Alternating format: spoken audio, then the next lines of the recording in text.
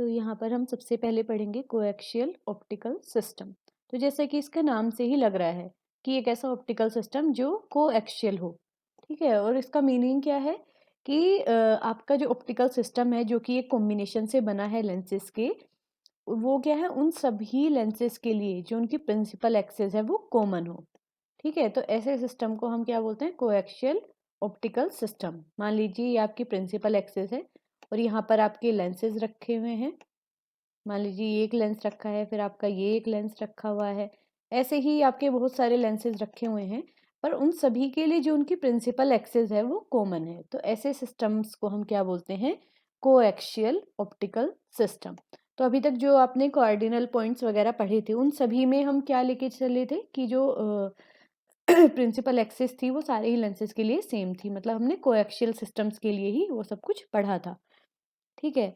तो अगर आपके पास कोई भी एक लेंस का ऐसे कॉम्बिनेशन है, ठीक है, तो उससे आप इमेज कैसे बना सकते हो। तो एक तरीका तो आपका क्या है कि मान लीजिए ये आपकी रे आई, फिर आपने इस रे के लिए इस लेंस के थ्रू ये कैसे रिफ्रैक्ट हुई वो आप देखिए, फिर उसके बाद जो यहाँ से रे मिली वो इस सेकंड लेंस से कैसे रिफ्रैक्ट हुई वो देखिए आप। ऐसे ही जितने भी लेंसेज हैं उन सभी के लिए आप रिफ्रैक्शन के बाद जो रे है उसको देखिए, तो फाइनली आपको जो आपका ऑब्जेक्ट था उसकी एक इमेज मिल जाएगी। पर आप सोचिए कि ये प्रोसेस कितनी डिफिकल्ट है या फिर कितनी कॉम्प्लेक्स है कि आपको हर एक लेंस के लिए देखना पड़ेगा कि वो कैसे रिफ्रैक्ट हो रही है। तो ये बहुत ही टाइम कंज्यूमिंग प्रोसेस है और कॉम्प्लेक्स भी है। तो इसीलिए जो गॉस है उन्होंने ये बताया कि जो आपका ऑप्टिकल सिस्टम है उसके लिए कुछ सर्टेन पॉइंट्स होते हैं, ठीक है। तो अगर आपको उन पॉइंट्स की पोजीशन पता है तो आप क्या कर सकते हो, जो आपका ऑब्जेक्ट है उसकी इमेज को इजीली आप निकाल सकते हो। और आपको हर एक लेंस के थ्रू कैसे रिफ्रैक्शन हो रहा है वो देखने की ज़रूरत नहीं रह जाती। आपको सिर्फ जो वो पॉइंट्स हैं आपके जो आप ऑलरेडी पढ़ चुके हो, जिन्हें हमने क्या बोला है, कार्डिनल पॉइंट्स, उन्हें गोस पॉइंट्स भी बोलते हैं। तो अगर आप इन पॉइंट्स के बारे में आपको इन्फॉर्मेशन है तो आप इमेज को ईजिली जो है फाइंड आउट कर सकते हो, ठीक है। तो अब हम देखेंगे कि कैसे कार्डिनल पॉइंट्स की हेल्प से इमेज बनती है, ठीक है। उसे ही क्या बोला जाता है, Gauss's general theory of image formation. तो ये आप देखिए, तो इसे हम पहले इस डायग्राम से समझते हैं, ठीक है। तो सबसे पहले हमारा एक प्रिंसिपल एक्सिस है एक्स एक्स डैश, ठीक है। और हमारा एक ऑब्जेक्ट रखा हुआ है पॉइंट ओ पर जिसकी हाइट है h1, ठीक है। और उसके बाद क्या हो रहा है, यहाँ से जो आपकी रेज जा रही हैं, ये 3 रेज यहाँ से दिखाई हुई हैं। तो ये रेज रिफ्रैक्शन के बाद जिस पॉइंट पे मिलेंगी वहीं पे क्या होगी, आपकी इमेज बनेगी, ठीक है।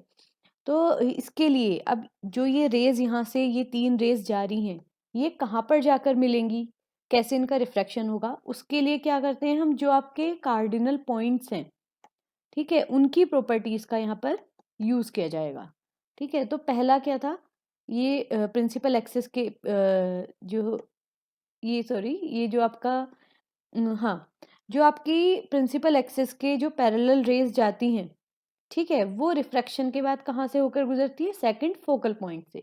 ये आपने कहाँ पढ़ा था, जब आपने जो आपके फोकल पॉइंट्स थी उनकी प्रॉपर्टी के बारे में जब आपने पढ़ा था, तब वहाँ पर ये स्टेटमेंट आया था, ठीक है, कि अगर कोई रे प्रिंसिपल एक्सिस के पैरेलल जा रही है तो वो फाइनली क्या होगी, आपके फोकल पॉइंट से होकर गुजरेगी, ठीक है। तो वो आप यहाँ इमेज जो आपका डायग्राम है वहाँ पर देखिए। तो ये वाली जो आपकी रे है पी आर, ये क्या है, पैरेलल जा रही है किसके, प्रिंसिपल एक्सिस के, आपकी प्रिंसिपल एक्सिस है।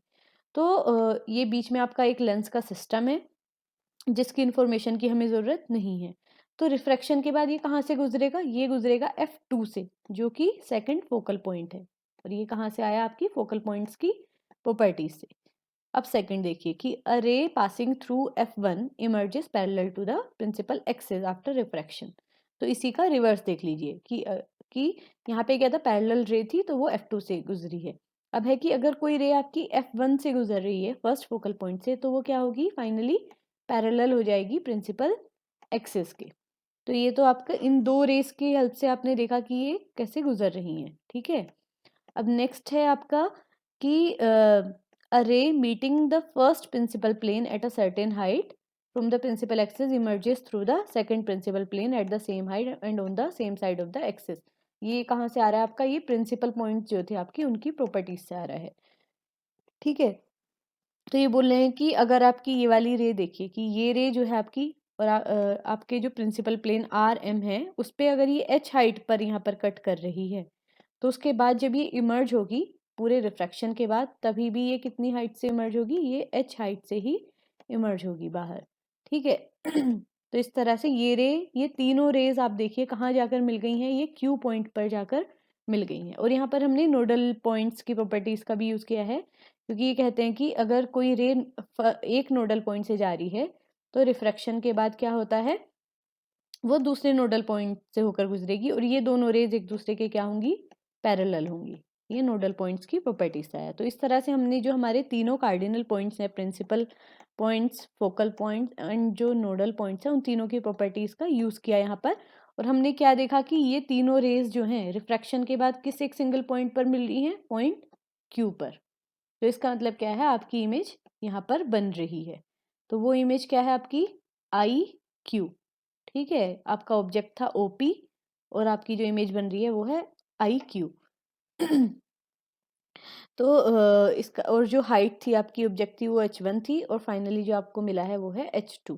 तो इस तरह से आपने देखा कि कैसे जो आपके पॉइंट्स हैं, फोकल पॉइंट, प्रिंसिपल पॉइंट और नोडल पॉइंट्स, उनकी हेल्प से आप जो है इमेज फॉर्मेशन कर सकते हो बिना ये जाने कि जो आपका लेंस सिस्टम है वो उसमें कौन कौन से लेंसेज हैं, कितनी डिस्टेंस पे हैं। ठीक है, उसकी स्ट्रक्चर जानने की हमें कोई ज़रूरत नहीं है यहाँ पर, अगर हमें कार्डिनल पॉइंट्स के बारे में पूरी इन्फॉर्मेशन है तो।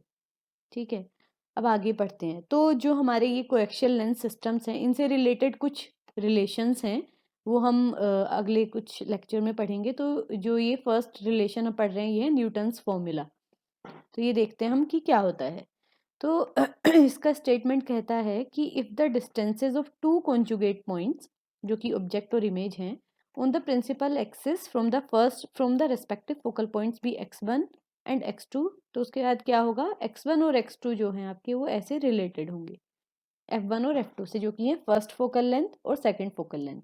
अब इसको समझते हैं कि ये क्या क्या कहना चाह रहे हैं। तो मान लीजिए कि ये आपका ऑब्जेक्ट रखा है, ठीक है, और यहाँ पर आपकी क्या है, एक इमेज बन रही है। ठीक है, और जो आपका फर्स्ट फोकल पॉइंट है वो है f1 और जो आपका सेकंड फोकल पॉइंट है वो है आपका f2। ठीक है और ये आपका और जो ऑप्टिकल सिस्टम है वो आपका यहाँ पर रखा हुआ है। ठीक है, तो ये बोल रहे हैं कि अगर आपकी जो ऑब्जेक्ट से फर्स्ट फोकल पॉइंट की जो डिस्टेंस है वो कितनी है, x1 है, और जो सेकंड फोकल पॉइंट है आपका उससे इमेज की डिस्टेंस कितनी है, x2।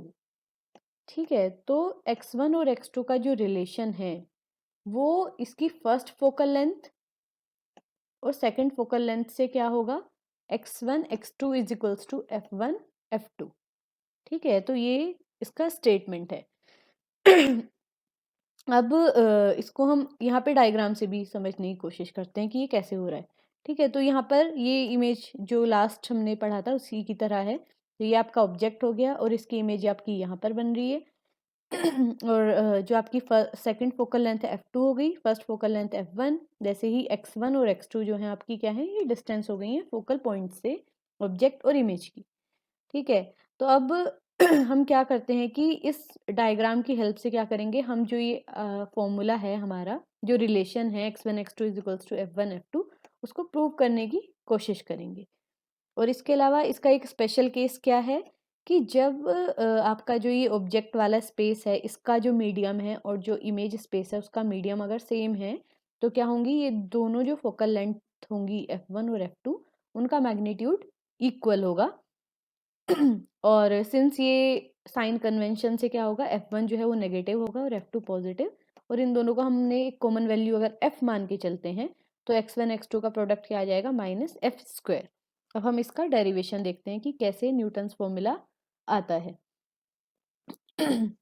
तो सबसे पहले हम देखते हैं कि जो ये डायग्राम है इसमें फर्स्ट फोकल लेंथ हमने देख लिया f1 हो गई, सेकंड फोकल लेंथ आपकी f2 हो गई, और ऑब्जेक्ट की जो हाइट है वो h1 है और जो आपकी इमेज है उसकी हाइट h2 है। वैसे ही x1 और x2 डिस्टेंसेस हमने डिफाइन कर दी हैं यहाँ पर। तो अब हम दो ट्राइंगल्स लेते हैं।